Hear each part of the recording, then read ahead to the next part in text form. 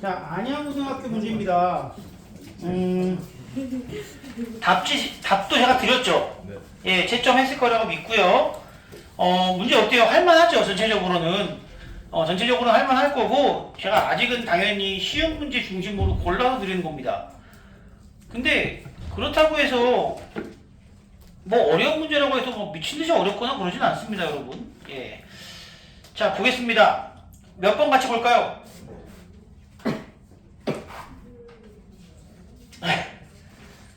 없어?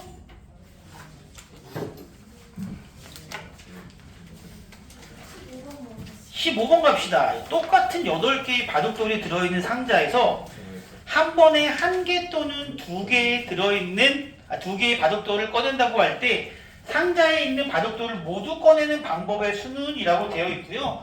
이 문제는 약간 그런 문제랑 똑같은 문제죠. 우리가 계단을 오르는 문제랑 똑같은 문제라고 생각해 주시면 됩니다. 계단도 오르는 문제 중에 예전에 그런 게 있었을 거예요. 총 계단이 몇 개가 있냐면은 하나, 둘, 셋, 넷, 다섯, 여섯, 일곱, 8개의 계단이 있는데 이 계단을 한 번에 1칸 또는 2칸을 오를 수 있다 이거야. 그렇다면 우리가 구분을 하는데 1칸씩 8번을 오를 수도 있죠. 네. 그런데 2칸을 한 번 오르면 한 번에 2칸 오르는 경우가 있으면 나머지는 6번만 1칸 오르면 된단 말이야. 근데 이 친구는 말이지 이것도 있고 첫 번째 2칸 오르는 경우도 있지만 두 번째 2칸 오르고 이런 경우도 있을 거고요. 세 번째 2칸 오르는 경우도 있을 거고요. 이렇게 나올 거라고 수진아. 결국 이거는 뭐를 찾아내는 문제냐? 자, 2칸을 한 번 오를 때 이놈을 배열하는 경우의 수는 몇 가지일까? 그걸 찾는 문제라는 거지. 만약에 2칸을 2번 오르게 되면 한 칸은 4번만 오르면 되는 거 아닌가요? 그럼 이것도 역시 배열하는 경우. 처음에 2번일 수도 있고 1, 2, 1, 2, 1, 1 이렇게 될 수도 있는 거고 이 두 개는 우리가 다른 경우의 수로 취급한다는 겁니다. 그러면은 얘네들을 배열하는 경우를 다 찾아보면은 2를 3번 하면은 1 2번, 2 4번 이렇게 가능하지 않을까요? 전체적으로? 각각을 배열하자고요. 한 칸씩 8번 오르는데 1을 8개 배열하는 경우는 당연히 한 가지밖에 없을 거고요. 그 다음에 이거를 배열하는 경우는 7가지를 배열하는데 지금 뭐가 있어? 같은 것이 있잖아. 이거는 같은 것이 있는 순열 문제구나 라는 겁니다. 그래서 7팩인데 6개가 똑같으니까 얘는 7가지 총. 그 다음에 여기서는 6개의 숫자를 배열할 건데 줄 세울 건데 2, 2개, 1, 4개. 그래서 얼마야? 15가지. 이 다음 거는 5개의 숫자를 배열하는데 2가 3개, 1이 2개니까 얘는 10가지. 얘도 역시 1가지. 바둑돌 꺼내는 것도 똑같다 이거야. 됐니 수진아? 요거 다 더해주시면 되겠죠? 9, 24, 34인가요? 네, 요렇게 우리가 배열하는 경우의 수를 찾을 수 있습니다. 자, 또 다른 거 있을까요? 자, 최대한 쉬운 시험지를 항상 골라옵니다. 다음에도 쉬운 시험지를 한 번 더 할 거예요. 그때는 시험 보자 여기서. 왜냐면 꼭 나눠주면 어떤 친구들이 있느냐? 안 가져왔어요. 중요한 건 남해가 너 풀긴 했니? 진짜로? 아니 풀지도 않을 거면서 집에 왜 두고 오냐고 도대체. 대부분 안 가져온 친구들은요 원래 안 해오는 친구들입니다. 근데 본인이 했다니 난 믿어주겠어. 아무튼 믿어주긴 하겠지만 보통은 아니면 하지도 않고 갖고라도 있으라고. 자, 다음 문제 또 네, 16번이요. 16번 문제 보겠습니다. 풀어봐. 질문할 것만 진짜. 자, 맞아요. 16번 좀 쉽긴 해요. 근데 발상을 잘 어떻게 하느냐가 중요한데요.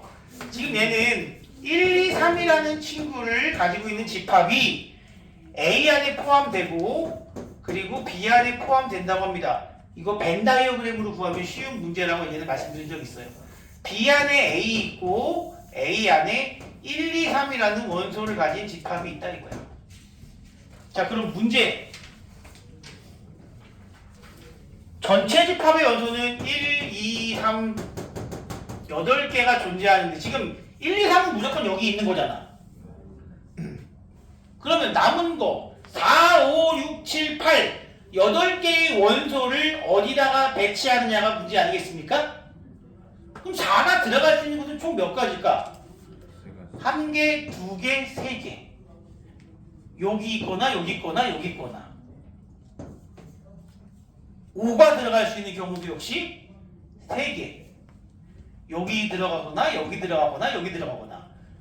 여기서 추가적으로 뭐 서로 다른 A, B 또는 공집합이 아닌 A, B 뭐 이런 식으로 조건이 붙으면 좀 어렵겠지만 그냥 이 문제는 단순하게 보시면 됩니다. 이렇게 전체 집합. 여기 S라고 나왔나? U라고 나왔네. 그래서 얘는 3을 몇 번 곱한다? 원소의 개수만큼 곱해주면 이렇게 우리가 답을 낼 수가 있겠죠.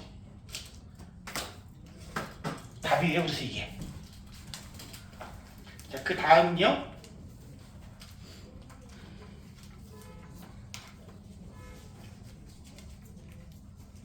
7번 뭐였어? 17번 갑시다. 이게 바로 또 그 문제야. 조건부 확률에서 어렵다고 말했던 항상 그 문제. 어렵습니다. 이거 봐도 어려운 문제라고 생각이 듭니다. 어느 병원에서 독감 증상으로 찾아오는 100명의 환자 중에서 한 명은 실제로 독감 환자이고 이 병원에서 독감 감염 여부를 판정하는 검사의 정확도는 90%. 정확도가 90%래요. 자, 그럼 독감의 증상으로 찾아온 환자의 감염 여부를 판단할 때 검사 결과 독감일 때 실제 독감일 확률. 검사 결과가 독감일 때 실제 독감일 확률을 물어보는 겁니다. 조건부 확률 문제죠. 그렇다는 것은 얘는 일단 검사 결과가 독감일 때 검사 결과도 독감이면서 실제로도 독감일 확률을 찾으라는 얘기 아니겠습니까? 그럼 이것이 뭐냐 이거야. 얘를 찾는 거야. 검사 결과가 독감인 경우는 두 가지가 있다고. 으악! 어깨. 자, 검사 결과가 제가 또 뭐 볼게. 월요일까지만 가서 주사 맞고 더 이상 주사 안 맞을 거야. 한 번 가면 8방씩 맞는다니까. 힘들어 죽겠어. 검사 결과가 독감인 경우는 실제로 독감인데 검사 결과도 독감인 경우와 알뜰하게 쓰시네. 그대로 놔야지. 이건 안 써야죠. 독감이 아닌데 독감으로 판정되는 경우도 있을 거 아니야. 이게 바로 검사 결과가 독감인 경우야. 독감인데 독감 판정. 독감인데 독감 판정. 그리고 아닌데 독감 판정이 두 가지가 있다고. 자, 그러면 이거를 한번 찾아보자고요. 실제 독감 환자가 몇 명이라고? 100명 중에? 100분의 1만큼은 독감 환자야, 실제로. 근데 그 사람이 실제로 독감인데 독감 판정을 받을 확률은 얼마예요, 그러면? 90%라는 것은 10분의 9만큼의 확률이다 이거야. 그럼 독감 환자가 아닌 경우는 몇 가지야? 100분의 99지. 그런데 그 친구가 지금 검사 결과가 정확도가 90%라는 것은 얘는 정확하게 검사를 한 거잖아. 근데 아닌 놈들은 독감으로 판정받았다는 건 무슨 얘기야? 정확한 판단이 안 됐다는 거지. 정확한 판단이 안 된 확률은 얼마라는 거야, 그러면? 10분의 1이 바로 정확한 판단이 안 된다는 겁니다. 독감 환자이면서 독감 판정을 받을 친구들, 독감 환자가 아닌데 독감 판정을 받는 친구들이라고. 그 중에서 실제 독감이면서 독감 판정 받는 친구들은 얘네들이지, 이제. 그렇겠지? 요게 바로 문제를 푸는 방식입니다. 자, 분자분모에 1000씩 곱해버리면 여기는 9 남고 여기는 99고 여기는 9가 남아요. 분자분모를 9로 나누면 12분의 1이 답이 되겠습니다. 이렇게 문제. 일단 독감 판정이 나오는 상황을 찾아줘야 된다고. 독감 판정이 나오는 경우는 독감에 걸렸을 때 독감의 판정이 나오거나 독감에 안 걸렸는데도 독감 판정이 나온다 이거야. 독감 판정 비율이 90%? 뭐 맞지 이 정도면? 참고로 저는 한 달 전에 독감 걸려서 너무너무 힘들었습니다. 오늘 누구지? 재원이도 아파서 못 나온다고 합니다. 한동안은 야, 아파서 못 나온다 그러면 그거 갖고 그냥 나오지 뭐 이렇게 생각했는데 요즘은 아프다 그러면 진짜인 것 같아요 다. 너무 아픈 친구들이 많아서.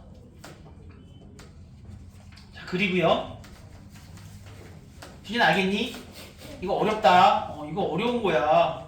뭐 어떤 친구들은 쉽게 풀겠지만 그래도 난 이 유형은 항상 어렵다고 생각해요. 16번도 이건 알고 나면 쉬운 거지 처음엔 되게 어렵게 느껴집니다. 원래 그렇잖아. 알고 나면 쉽다고. 특히 확통만큼 알고 나면 쉬운 게 별로 없습니다. 미적분 같은 경우는 알아도 어렵지. 이거 풀이해줘도 어렵다. 근데 확통은 그렇지 않죠. 자 그리고요. 서술형 2번 모르겠어요. 서술형 2번 어렵습니다. 역시 어렵습니다. 서술형 2번 어려운 문제고 이거 뭐에 대한 문제냐. 자 일단은 A와 B가 비기는 경우는 없고 매 게임에서 이기렁이는 서로 같은데 4번을 먼저 이긴 사람이 상금을 갖기로 했는데 5번의 게임에서 A가 3번, B가 2번을 이겼대. 그러니까 얘는 4번을 먼저 이겼다는 것은 기본적으로 7전 4선승제라고 생각하시면 됩니다. 4번 먼저 이기면 되니까. 그럼 근데 7전 4선승제라고 해서 무조건 7경기를 하는 건 아니죠. 한 명이 4승을 하면 끝납니다. 맞네요. 왜 이렇게 늦었나요?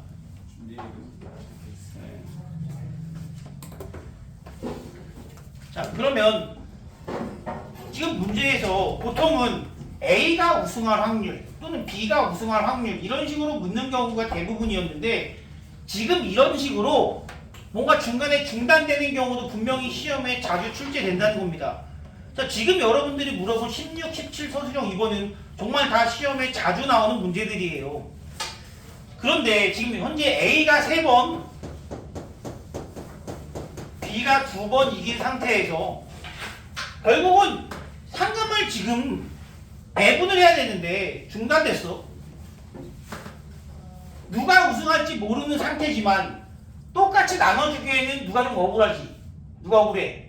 A가 당연히 억울하지. 당연히 A에게 조금 더 상금을 주고 싶은데 결국은 우승 확률을 구하라 이거야. 남은 경기에서 우승 확률을 구해서 확률대로 상금을 나눠주자는 의미가 되겠지. 자 지금 현재 5차전까지 왔습니다. 그쵸? 이제 6차전이 있습니다. 그럼 A가 우승할 확률을 찾아보자고요. A가 우승할 확률을 찾아보자면 A가 우승할 확률은 지금 이렇게 5개의 경기가 일어났고 그 다음 6차전, 그 다음 7차전이 이렇게 있는데 A가 우승하는 경우는 6차전에서 A가 이겨버리면 끝나죠. 그리고 6차전에서 B가 이겼더라도 7차전에서 A가 이겨버리면 끝나죠. 이렇게 두 가지 경우가 있고요. 이때의 확률을 하나씩 찾아보자면 이렇게 이어서 끝날 확률은 얼마예요? 그냥 2분의 1 아니겠습니까? 그쵸? 그 다음에 이렇게 이겨서 끝날 확률 한 번은 B가 이기고 한 번은 A가 이기고 얼마야? 4분의 1이네. 그럼 얘는 결국 4분의 3의 확률이 나는 거예요. 우승 확률이. 너무 단순해 보이지 않나요? 근데 이게 맞다고요. 여기서 여러분들 A, B 순서 바꾸면 되지 않나요? 안 되죠. A가 앞으로 가면 끝나는 거야. 얘는 순서가 정해진 거야. 그래서 앞에 뭐가 없는 거야? 이 문제는 기본적으로 독립시행의 확률인데 이게 없어요. 이게 들어가는 경우는 어떤 경우였냐면 만약에 예를 들어 A가 처음부터 진행을 했는데 A가 6차전에서 우승을 한 확률이라면 앞에 5게임에서 A가 3번, B가 2번, 그리고 6차전에서 A가 이기면은 A 우승이지. 요런 거 구할 때는 우리가 뭘 쓰느냐? 요 앞에 5번 같은 경우는 순서에 관계가 없어요. BBAAA든 ABBAA든 ABABA든 상관없기 때문에 이때는 A가 3번 이기고 B가 두 번 이기고 그러한 경우의 수 A, BB를 배열하는 경우의 수 이게 바로 5C3이 나온다는 거지. 이게 바로 독립식의 확률. 그리고 마지막에 A가 이길 확률 2분의 1은 맨 뒤에 따로 곱해줬단 말이야. 이것도 마찬가지인데 여기서는 그 앞에 얘가 B가 한 번만 이긴 거야. 한 번만. 그러니까 B 한 번, A 한 번, 4분의 1밖에 없다고. AB, BA, BB 중에서 BA는 그 중에 하나이기 때문에 4분의 1의 확률입니다. 이거 EC를 안 하는 거 조심하시고요. 이게 바로 A가 우승할 확률 그렇지. 4분의 3.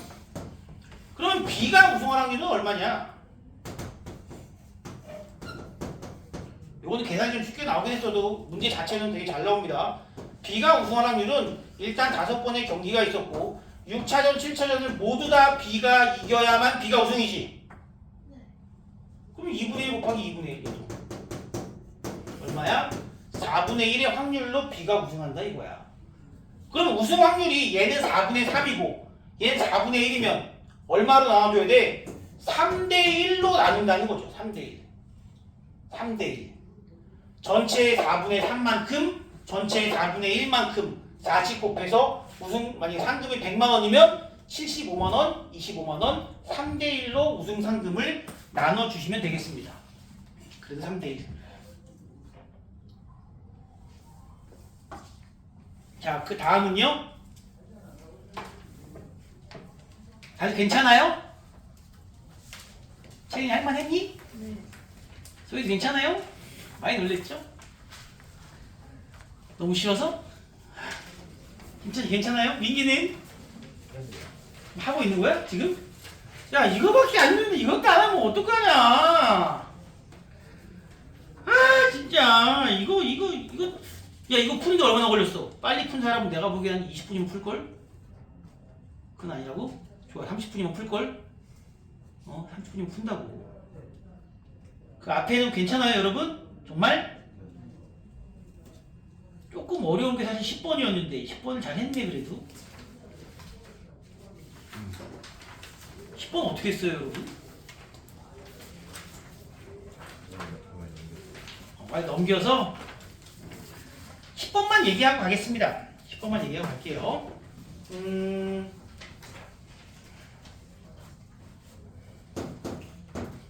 10번 문제는 방정식 x-y 플러스 z는 8이라고 되어 있고요.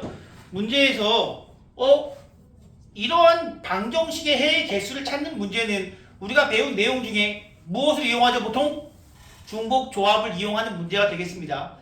그런데 이상한 게 있어요. y가 마이너스가 붙었어. 이거 마이너스 안 붙으면 못 풉니다. 더. 그리고 조건이 x는 2 이상, y는 3 이하, z는 0 이상이라고 돼 있어. 우리는 방정식의 해의 개수를 구할 때 항상 조건을 무엇으로 만들어줘? 음이 아닌 정수로 만들어준 뒤에 중복 조합을 사용한다는 거지. 그럼 z는 0 이상의 정수니까 상관이 없습니다. 그러면 x, y를 무언가로 바꿔줘야 돼. 언제나 0, 1, 2, 3, 4, 5, 6, 7 이렇게 해가 정해질 수 있어야 된다고. 그럼 이때 x의 자리에 다른 걸 대입해버리는 거야. 2 플러스 x 다시 이런 걸 대입해버리는 거죠. 그렇다면 이 친구는 뭐가 되는 거야? 얘는 이제부터 0이 가능하다는 거지. 0, 1, 2, 3, 4 다 가능하죠? 이거는 0 이상의 정수. 그냥 의미하는 정수로 할게요. 의미하는 정수를 만들어질 수 있는데 이제 어려운 건 바로 y라는 거죠. y는 어떻게 되느냐? 3 이하야. y는 3 이하라고? 그럼 어떻게 해야 되지? 그렇지. 마이너스 y는 마이너스 3 이상 아닙니까? 마이너스 y는 마이너스 3 이상이라고. 그러면 얘도 이런 방식 씁니다. 마이너스 y를 y 다시 빼기 3으로 바꿔줘 버리는 거지 이렇게. 그러면 이제부터 얘는 0이면 돼요 안 돼요? 되죠? 1이면 돼요? 되죠? 2, 3, 4, 5, 6 다 된단 말이야. 그래서 요것도 역시 뭐가 된다? 음이 아닌 정수가 되면서 이 두 놈을 여기다가 대입해주면 문제가 x 다시 더하기 y 다시 더하기 z는 얘네 둘 더하면 마이너스 1인데 넘어가면 얼마다? 9가 돼서 3H9로 문제를 해결해 주시면 된다는 겁니다. 부호가 바뀌는 거는 다 그런 이유가 있어요. 이렇게 풀어주시면 됩니다. 이거 풀 수 있으면 상당히 잘한다라고 저는 생각합니다.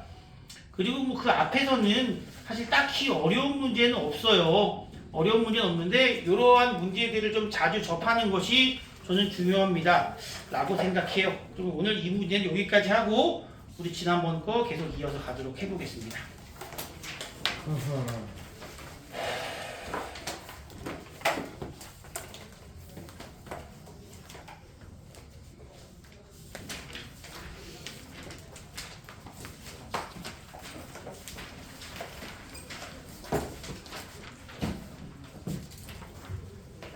오늘은 이산확률 변수는 마무리할 거고 시간 되면 이항 분포까지 진행을 해보도록 할게요. 자, 우리 지난번에 배운 내용이 바로 확률 변수와 확률 분포입니다. 그때 가장 핵심이 되는 하나를 찾자면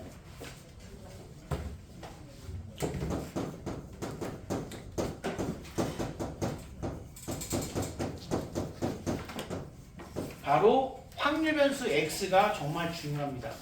문제에서 확률 변수 x를 지정해 주는 경우도 있지만요.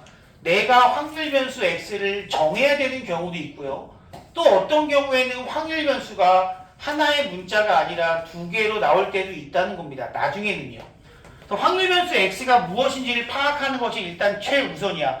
확률 변수 x가 뭐라 그랬지? 우리가 어떠한 시행을 했을 때 나올 수 있는 결과를 우리는 확률 변수 x로 둔다는 거지. 물론 그거는 문제마다 조금씩 다를 겁니다. 어떤 경우는 뭐 앞면이 나오는 횟수일 수도 있고 아니면 주사위에 눈이 나오는 결과일 수도 있고 또는 짝수에 눈이 나오는 횟수일 수도 있고 다양하게 주어지는 것이 바로 확률 변수 x가 됩니다.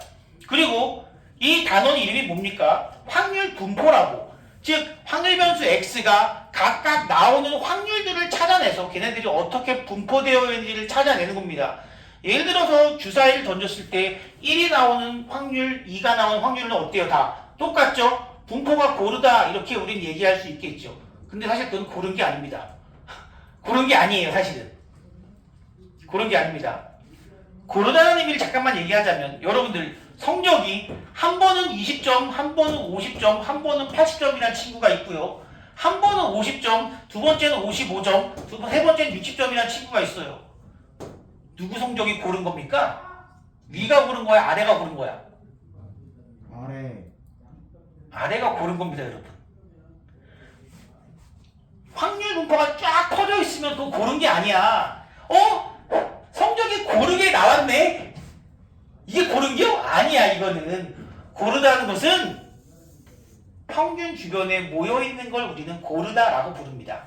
평균 주변에 최대한 모여있는 걸 고르다라고 부르지 고르게 퍼져 있다라는 의미가 아니라는 거지. 고르다라는 의미는 고르게 퍼져 있다는 의미가 아니라 평균 주변에 모여 있는 게 고르다는 겁니다. 어쨌든 그런 분포를 파악하는 것이 우리의 목적이고요. 그래서 우리가 처음에 뭘 했느냐? 확률 변수 x가 가질 수 있는 값들이 있을 거야. 그 가질 수 있는 값들을 우리는 x1, x2, x3 뭐 이런 식으로 존재한다. 가질 수 있는 값들을 쭉 찾아주고 그 가질 수 있는 값에 대한 무엇을 찾아요? 실제 확률을 찾았습니다. 그걸 우리는 P1 확률 변수 x가 x2라는 값을 가질 확률을 P2 이런 식으로 확률 변수가 가지는 값들에 대한 확률들을 쭉 찾아냈다는 거지. 그리고 그걸 뭘로 만들었어요? 표로 만들었습니다.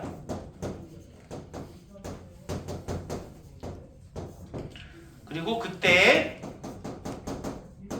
확률들도 각각 존재할 거고 확률들의 합은 항상 언제나 1이 나올 것이고요.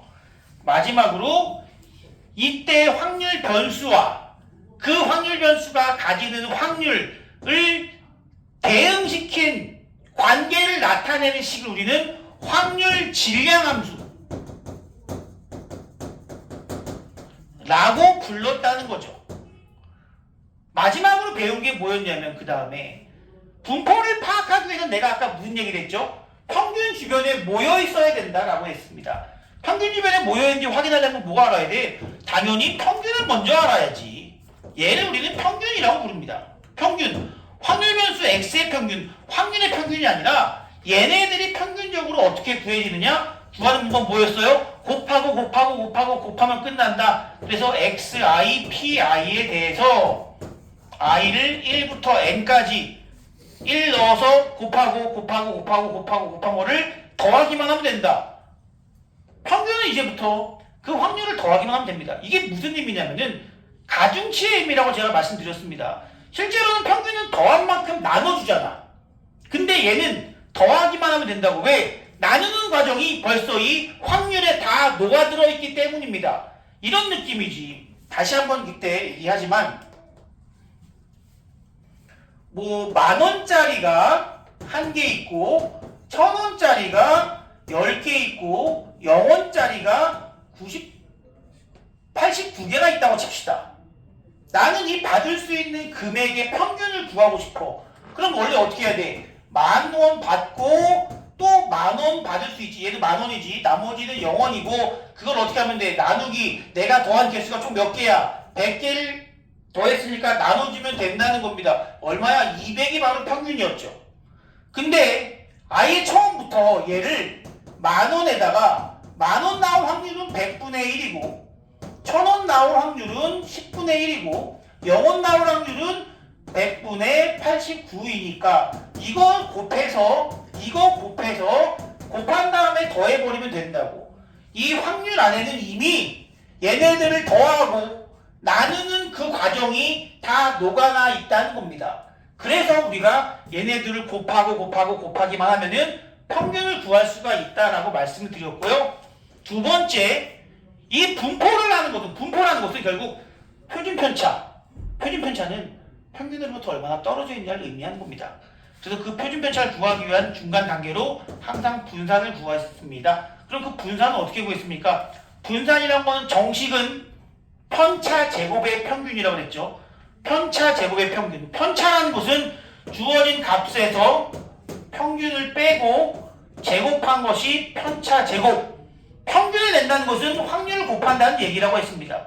그 다음에 얘네들을 뭐 똑같이 해주면 되는데 굳이 이런 계산을 하지 않고요. 우리는 앞으로 이렇게 계산하기로 했습니다.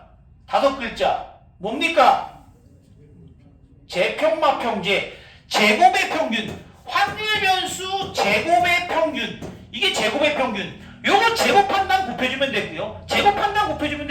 제곱한당 곱해주면 그것이 바로 제곱의 평균. 그리고 마이너스 평균의 제곱. 평균 구해놨잖아. 평균의 제곱. 이런 식으로 우리가 생각해 줍니다. 항상 여러분들 문제 푸는 과정에서 요게 나올 때가 있어요. 제곱의 평균을 물어볼 때가 있다고. 제곱의 평균이 쓰이는 경우는 딱 한 군데. 언제? 분산에 대한 얘기입니다. 제곱의 평균 나온 건 무조건 분산 얘기야. 제곱의 평균 나왔다? 아, 분산 이용하라는 얘기구나. 마지막으로 시그마. 뭐라고 불러요? 표준편차죠? 이거는 그냥 분산의 양의 제곱근이다 라고 생각해 주시면 된다고 그랬죠. 기본적인 내용은 중학교 때 배웠지만 물론 다 까먹었습니다. 까먹을 상관없다는 거지. 지난 시간에 여기까지 얘기를 했습니다. 아, 물론 하나가 더 있긴 한데 별로 중요한 게 아니니까 넘어갑시다. 하나 더 있는 거는 연속 확률 변수에 대해서 얘기를 했지만 별로 중요한 거 아닙니다. 아직까지는. 우리는 지난 시간에 이상확률 변수, 각각의 확률 변수가 가지는 값들을 하나하나 정할 수 있는 이런 상황, 바로 이상확률 변수에 대한 확률 그리고 평균 분산 표준편차를 구하는 거에 대해서 공부했다는 거죠. 그래서 지난 시간에 어디까지야? 그래서 93조까지 아닌가? 다 했나요 그때 여기? 안 했어 우리? 이제 해야 돼? 92까지. 그럼 93부터 하면 되나요? 93 문제 풀기 전에 다음 이런 얘기를 먼저 하고 가겠습니다. 그 다음 내용은 이 내용까지 하고 문제 풀면 좋을 것 같습니다. 바로 이 친구입니다. 확률 변수에 어떠한 실수 A를 곱하고 어떠한 실수 B를 더했을 때의 평균 분산 표준 편차를 구하는 방법에 대해서 배워보자 이거지. 이것도 우리가 이런 생각을 좀 해주시면 좋겠어요. 남녀가 자면 안 돼. 너 지금 딱 자는 자세잖아 지금. 그치? 그래 그렇게는 있자. 우리가 시험을 봤어. 시험 봤는데 10점, 11점, 12점, 13점, 14점이 됐어. 어떤 A라는 학생이. 평균이 얼마입니까? 12예요. 분산이 얼마인지 표준 편차가 얼마인지는 일단은 적어두겠습니다. 분산이 얼마인지 표준 편차가 얼마인지는 일단 적어둘게요. 실제로 구하면 분산은 이거 표준 편차 루트입니다. 일단 나중에 하겠습니다. 일단 얘기할게요. 그런데 B라는 학생도 시험을 봤는데 모든 면에서 다 A라는 학생보다 2배로 점수가 커진 거야. 그러면은 모든 점수가 2배가 됐을 때 평균은 몇 배가 될까요? 역시 2배. 그럼 분산은 몇 배가 될까? 지금 원래 얘는 분산과 표준 편차는 퍼져 있는 정도라고 그랬어. 퍼진 게 몇 배야? 원래는 1.2점 차이였는데 2.4점 차이로 늘었지. 2배로 는 거예요 이게 바로. 그런데 우리가 분산을 구하는 이유는 사실 분산은 중요하지 않습니다. 분산은 중요하지 않다고. 왜 중요하지 않냐면 분산이란 것은 표준 편차를 구하기 위한 도구일 뿐이에요. 어떻게 보면 중요한 건 표준 편차입니다. 실제로 여기서 이렇게 얘기를 하죠. 자, 얘가 점수야. 평균이 얼마입니까? 12점이요. 표준 편차는 얼마입니까? 루트 2점이요. 분산은 얼마입니까? 2요. 무슨 의미냐면 단위를 붙일 수가 없다는 거지. 분산은 평균과 표준 편차까지는 여러분들 단위가 붙습니다. 예를 들어서 평균 키가 얼마냐? 그러면 150cm입니다. 분산이 얼마냐? 4000이요. 표준 편차가 얼마냐? 20cm요. 이렇게 얘기를 한다고. 분산에는 단위가 붙지 않고요. 표준 편차에만 단위가 붙습니다. 평균하고 당연히 평균 붙고요. 왜 이런 일이 벌어지냐면 분산이라는 것은 조금은 왜곡된 수라는 거지. 왜 왜곡이 됐는가는 뭐 수학적 필요에 의해서 그렇게 됐습니다. 어쨌든 수학적 필요에 의해서 편차들을 다 더해버리면 그냥 0이 나오거든 사실. 혹시 기억나는지 모르겠습니다. 편차는 다 더하면 무조건 0입니다. 그래서 그거를 제곱시켰고 그 제곱시킨 왜곡된 값을 본래대로 돌리기 위해서 표준 편차라는 것을 사용하고 있는 겁니다. 그렇기 때문에 진짜 중요한 건 사실 표준 편차다라고 생각해 주시면 되는데 그런 의미에서 평균이 2배가 되고 벌어진 정도가 2배가 되면 이것만 기억하시면 돼요. 표준 편차도 2배가 됩니다. 만약에 모든 점수가 3배가 되면요. 아씨 너무 큰데 숫자가. 당연히 평균도 3배가 되지만 표준 편차도 3배가 된다고요. 이렇게. 그렇다면 이때 분산은 어떻게 되느냐? 분산 얼마예요? 8. 왜? 제곱하면 되니까. 얘는 얼마야? 18. 2배가 되면 분산은 제곱으로 커진다. 4배.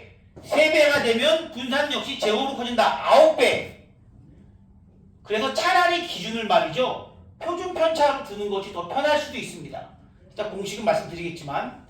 자, 그런데 어떤 친구, D라는 친구는 이번에는 A라는 친구보다 다 2점씩 상승했어요. A라는 친구보다 2점이 상승하면은 평균도 몇 점 상승해? 2점이 상승하겠지. 근데 A하고 D를 보면은 분포되어 있는 상태는 어때요? 똑같지. 그렇다면 이 친구는 분산 2, 표준 편차 루트 2가 그대로 유지된다는 거야. 같은 수를 더한다는 거는 평균에는 영향을 미치지만 분산과 표준 편차에는 전혀 영향을 미치지 않는다는 얘기예요. 또 다른 친구는 어떤 친구냐? A보다 2배가 커진 상태에서 2점씩 더 맞았다 봅시다. A보다 2배가 된 상태에서 2점 더, 2점 더, 2점 더, 2점 더, 2점 더. 그럼 평균도 어떻게 된다고? 2배가 커진 상태에서 2점 더. 하지만 표준 편차 같은 경우는 2점 더는 의미가 있다 없다? 없다. 2배가 커졌으니 그 상태 그냥 이루트기가 유지가 된다는 얘기예요. 모든 값을 모든 확률 변수에 일정한 수를 곱한 것은 평균 분산 표준 편차에 모두 영향을 미치지만 일정한 수를 다 같이 더하는 의미는 분산과 표준 편차에는 영향을 미치지 않는다 라는 것이 오늘의 마지막 얘기입니다. 오늘의 마지막은 아니고요.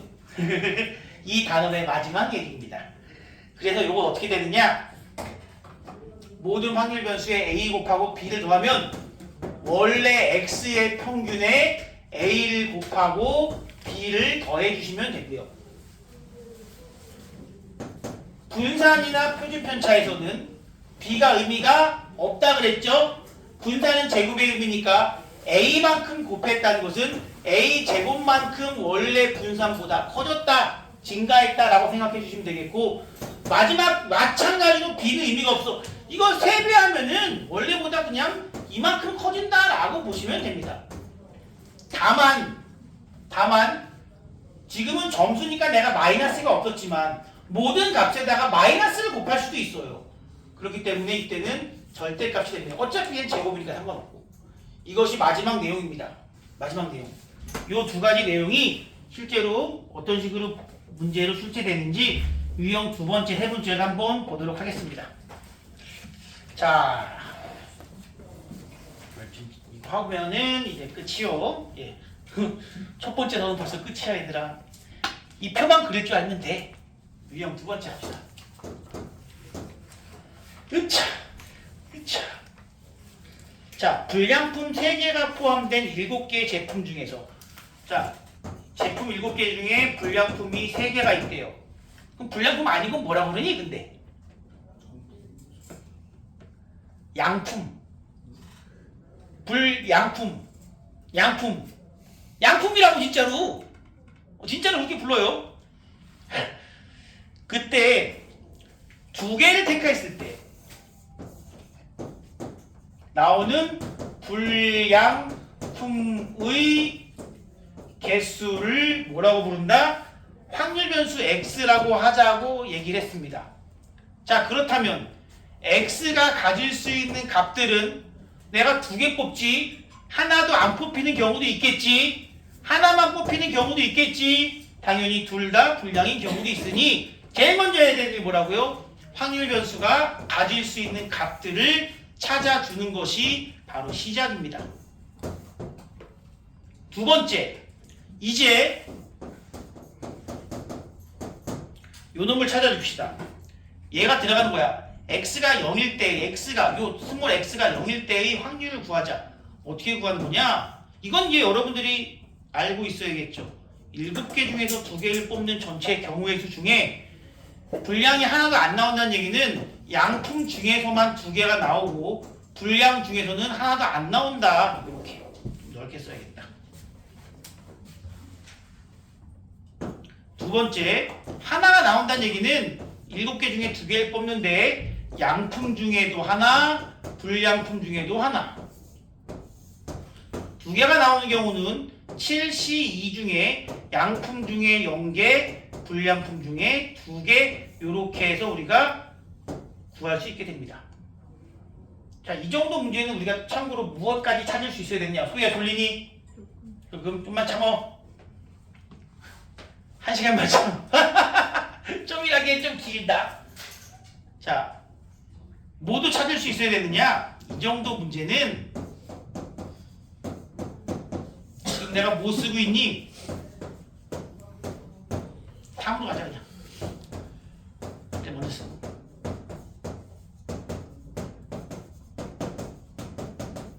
내가 지금 뭐 쓴 거야? 확률, 질량 함수 쓰지 않았습니까? 말도 안 되는 확률, 질량 함수를 여러분께 구하라고 하진 않지만 이 정도는 구할 수 있어야 됩니다. 이 대응 관계를 나타낸 이 정도는 쓸 수 있어야 된다고요. 더 이상 어려운 건 나오지 않습니다. 확률, 질량 함수에서. 기억하세요. 실제로 그리고 이 확률들을 구해보자면 7C 이면 얼마야? 7, 21분의 얘는 6, 얘는 21분의 12, 얘는 21분의 3 더하면 나오나? 나오지. 약분 안 합니다. 그냥 이대로 보자. 해야 되나 약분? 하지 뭐. 얘는 7분의 2, 얘는 7분의 4, 얘는 7분의 1이라는 확률이 나와 있습니다. 자, 이제 표로 나타냈고요. 평균과 표준 편차를 구하라고 합니다. 평균은 어떻게 하면 된다고? 0 곱하기 7분의 2, 0 곱하기 7분의 2 더하기 1 곱하기 7분의 4, 2 곱하기 7분의 1이니까 7분의 6이 되겠습니다. 이게 뭐의 평균이라고? x의 평균입니다. x가 뭔데? 두 개 뽑았을 때 나오는 불량품의 개수입니다. 두 개 뽑으면 평균적으로 몇 개 나온다고요? 7분의 6개의 불량품이 나온다고. 평균적으로 하나가 안 나온다는 얘기지. 7분의 6개가 나오는 것이 바로 평균입니다. 자, 그럼 두 번째 무엇을 구해야 돼? 표준 편차 구하려면은 분산을 구하라고 합니다. 분산은 제곱의 평균에서 평균의 제곱을 빼줍니다. 그럼 제곱의 평균은 어떻게 구한다? 확률 변수 제곱하고 곱해주면 돼요. 자, 0 곱하기 7분의 2, 1 곱하기 7분의 4, 4 곱하기 7분의 1 이렇게 분산 구하시면 됩니다. 물론 빼기 평균의 제곱 49분의 36 해주셔야겠죠. 그럼 얘는 얼마야? 7분의 4에서 7분의 4 더하면 7분의 8인데 49분의 8, 7에 56 그렇죠. 조심해야 돼요. 이거 7분의 8인데 여기서 제곱하는 경우 때문에 가끔 49분의 64라고 쓰는 친구들이 꼭 있어요. 이건 제곱 아니야? 이건 통분한 거야, 통분. 답은 49분의 20. 그렇다면은 지금 구한 건 분산이기 때문에 최종적으로 표준 편차는 루트 C는 7분의 2 루트 5 이렇게 답이 나오게 되겠죠. 기억이 질문 있나요? 할만해요, 여러분? 네. 통계가 제일 쉬워요, 진짜. 그 많은 확통 중에서도 통계는 쉽습니다. 내가 조건부 확률 쉽다고 얘기 안 했습니다. 하지만 통계는 쉽다고 얘기를 하죠. 자, 두 번째 문제도 갑니다. 그렇다면 잠시 뒤에 유제를 풀 시간을 좀 드릴까? 아니야, 뭘 주냐? 그냥 오늘 2장 분포까지 하지 뭐 그냥.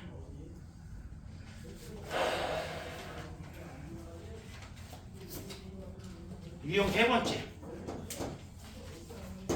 지금 이 문제는 확률 분포 표가 주어져 있습니다. 1, 2, 3, 4 6분의 1, 3분의 1, 6분의 1, 3분의 1 돼 있고요.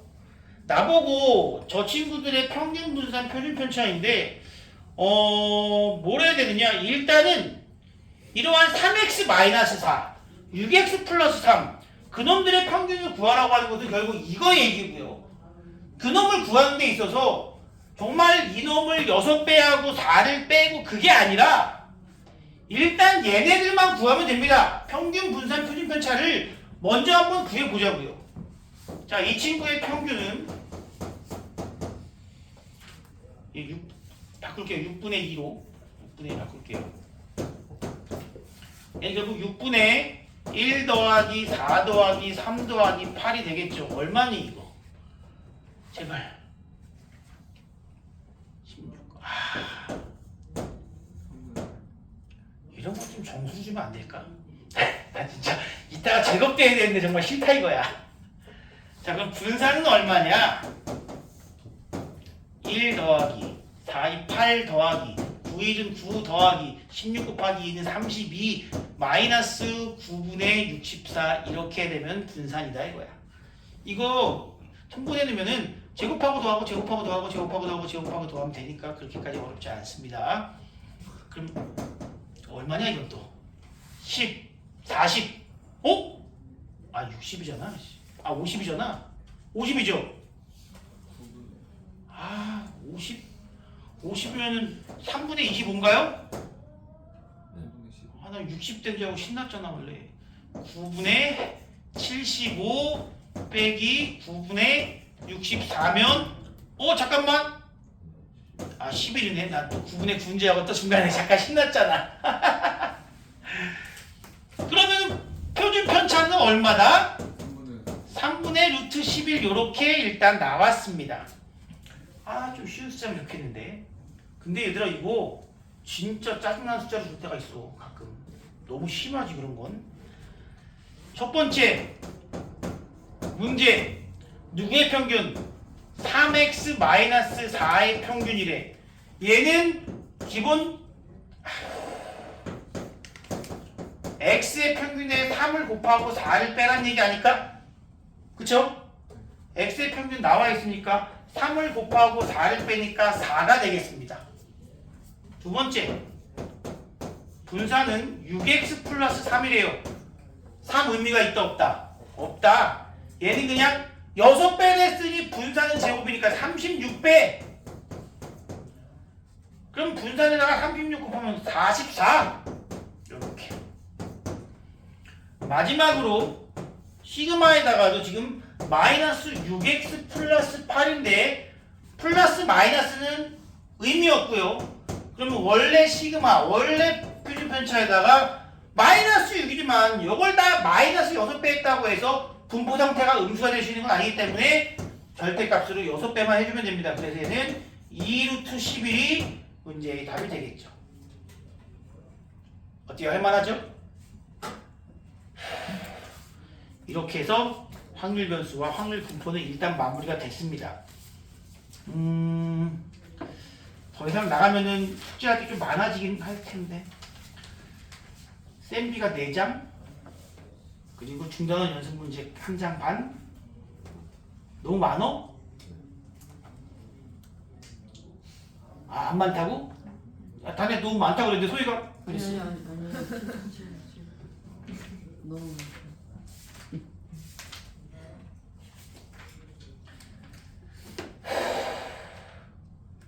이 양부 나가고 싶은데 그냥 문제 풀이 할까? 문제 풀래? 네.